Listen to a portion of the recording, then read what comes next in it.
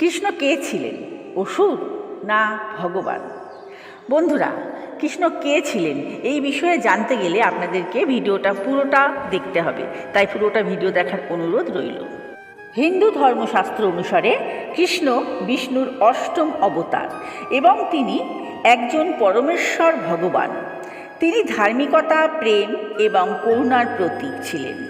প্রাচীন গ্রন্থে ঋগ্বেদে কৃষ্ণ নামের এক অসুরের উল্লেখ পাওয়া যায়, তবে এই কৃষ্ণ এবং বিষ্ণুর অবতার কৃষ্ণ এক নয়। ঋগ্বেদের কৃষ্ণ ছিলেন এক শক্তিশালী অসুর, যিনি ইন্দ্রের সাথে যুদ্ধ করেছিলেন এবং পরাজিত হয়েছিলেন।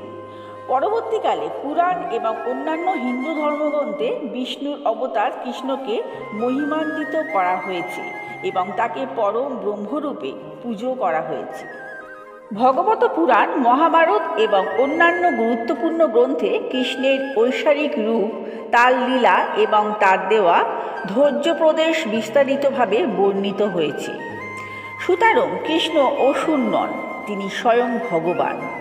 অসুররা দেবগণের বিরোধী, তারা সাধারণ শক্তি, ক্ষমতা এবং কখনো কখনো অন্ধকার শক্তির সাথে যুক্ত, যেখানে দেবগণ সর্বদা ন্যায়ের পক্ষে এবং অসুররা অন্যায়ের পথে চালিত হয়।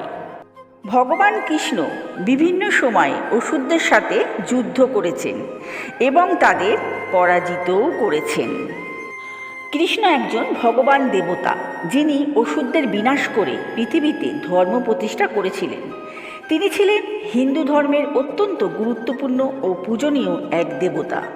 বন্ধুরা, যদি ভিডিওটি ভালো লেগে থাকে তাহলে অবশ্য করে সাবস্ক্রাইব করে দেবেন এবং বেল আইকনটা প্রেস করে দেবেন, যাতে এরকম ধরনের ভিডিও পেতে আপনাদের কোনো অসুবিধা না হয়, আর লাইক কমেন্টও করে দেবেন।